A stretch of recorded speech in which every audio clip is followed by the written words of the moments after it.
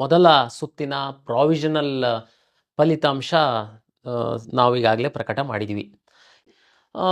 ನಾಳೆ ನಾವು ಅಂದರೆ 2/8/2025 ರಿಯಲ್ ರಿಸಲ್ಟನ್ನು ನಾವು ಪಬ್ಲಿಷ್ ಮಾಡ್ತೀವಿ. ಅಂತಂದರೆ ದಟ್ ಈಸ್ ಫೈನಲ್. ತಾವು ಕಾಲೇಜಿಗೆ ಯಾರು ಸೀಟ್ ಸಿಕ್ಕಿದ್ದೀರಾ ಕಾಲೇಜಿಗೆ ಹೋಗುವಂಥದ್ದಕ್ಕೆ ಸಿದ್ಧ ಆಗಬೇಕಾಗುತ್ತೆ.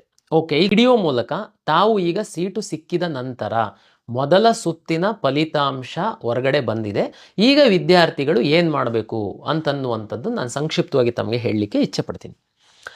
ತಮಗೆಲ್ಲ ಗೊತ್ತಿರುವಂತೆ ತಾವು KEA ವೆಬ್ಸೈಟಲ್ಲಿ ಲಾಗಿನ್ ಆಗಿ ತಮ್ಮ ರಿಸಲ್ಟನ್ನು ನೋಡಿದ್ದೀರಾ. ಈಗ ನಿಮಗೆ ನಾವು KEA ವತಿಯಿಂದ 4 ಚಾಯ್ಸಸ್ಸನ್ನು ಕೊಡ್ತಾ ಇದ್ದೀವಿ.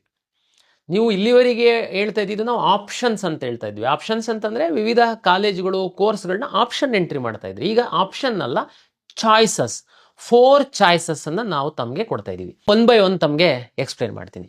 ಚಾಯ್ಸ್ 1 ಅಂತಂದರೆ ತಾವು ಯಾರು ಈಗ ಸೀಟು ಸಿಕ್ಕಿದೆ, ಈಗ ನಿಮಗೆ ಸಿಕ್ಕಿರುವಂತಹ ಸೀಟು ಅಂದರೆ ನಿಮ್ಮ ಕನಸೇನೆ, ಉದಾಹರಣೆಗೆ ಒಂದು ಯಾವುದೋ ಪ್ರತಿಷ್ಠಿತ ಕಾಲೇಜಲ್ಲಿ ಕಂಪ್ಯೂಟರ್ ಸೈನ್ಸನ್ನೇ ಮಾಡಬೇಕು ಅನ್ನುವಂಥದ್ದು ತಮ್ಮ ಆಸೆ ಇತ್ತು.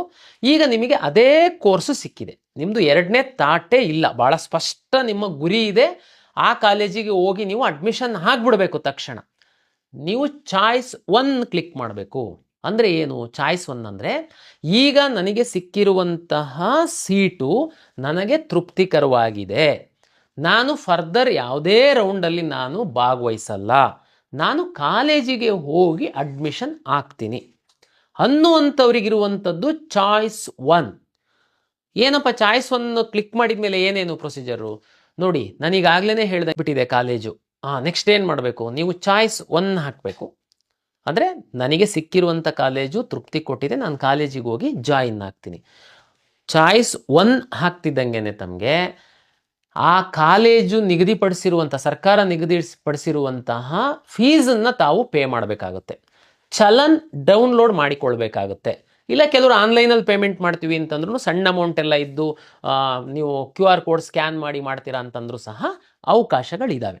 ಇಲ್ಲ ನಾನು ಬ್ಯಾಂಕಿಗೆ ಹೋಗಿ ಕಟ್ತೀನಿ ಅಂತ ಹೇಳಿದರೆ ನೀವು ಚಲನ್ ಡೌನ್ಲೋಡ್ ಮಾಡ್ಕೊಂಡು ಆಯಾಯ ಕಾಲೇಜಿಗೆ ಏನೇನು ಕೋರ್ಸ್ ಫೀಸು ಸರ್ಕಾರ ಫಿಕ್ಸ್ ಮಾಡಿದೆ ಆ ಚಲನ್ ಬರುತ್ತೆ. ತಾವು ಹೋಗಿ ಬ್ಯಾಂಕಿಗೆ ಹೋಗಿ ಹಣ ಕಟ್ತೀರಾ.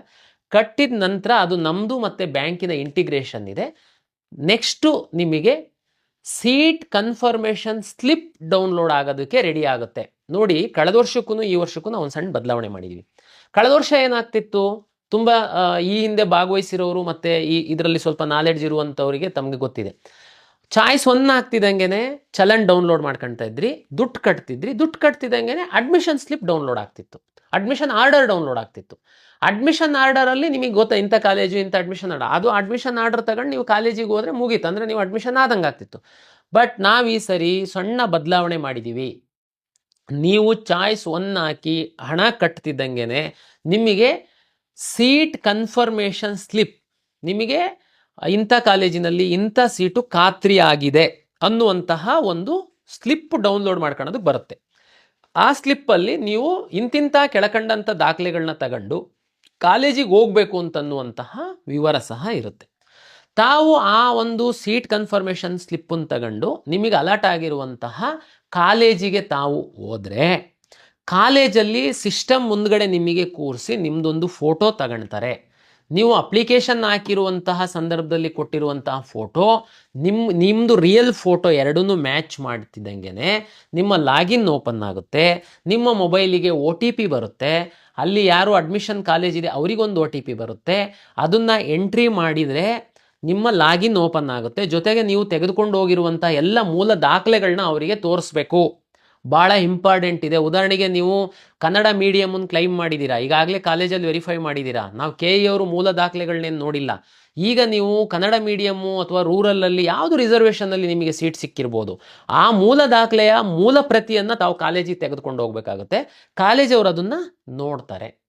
ಕನ್ಫರ್ಮೇಷನ್ ಆದಮೇಲೆ ಅವರಿಗೆ ಡಾಕ್ಯುಮೆಂಟ್ ಕರೆಕ್ಟ್ ಇದೆ, ವಿದ್ಯಾರ್ಥಿ ನೀವು ಅವರೇನೇ ಇದ್ದೀರಾ ಅನ್ನುವಂಥದ್ದಾದಮೇಲೆ ಅವರು ಅಲ್ಲಿ ಡೌನ್ಲೋಡ್ ಅಡ್ಮಿಷನ್ ಆರ್ಡರ್ ಅಂತ ಕ್ಲಿಕ್ ಮಾಡಿದರೆ ನಿಮ್ಮ ಒಂದು ಅಡ್ಮಿಷನ್ ಆರ್ಡರ್ ಡೌನ್ಲೋಡ್ ಆಗುತ್ತೆ, ಕಾಲೇಜಿನ ಅಡ್ಮಿಷನ್ ಆರ್ಡರ್ ಡೌನ್ಲೋಡ್ ಆಗುತ್ತೆ. ಅಲ್ಲಿಗೆ ನಿಮಗೊಂದು ಪ್ರತಿಯನ್ನು ಕೊಡ್ತಾರೆ.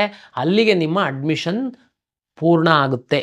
ನೀವು ನಿಮ್ಮ ಲಾಗಿನ್ನಲ್ಲಿ ಹೋಗಿ ಅಡ್ಮಿಷನ್ ಕನ್ಫರ್ಮೇಷನ್ ಮಾಡೋದು ಬೇಕಾಗಿಲ್ಲ, ಕಾಲೇಜವರು ತಮ್ಮ ಲಾಗಿನ್ನಲ್ಲಿ ಹೋಗಿ ಅಡ್ಮಿಷನ್ ಕನ್ಫರ್ಮೇಷನ್ ಮಾಡೋದು ಬೇಕಾಗಿಲ್ಲ.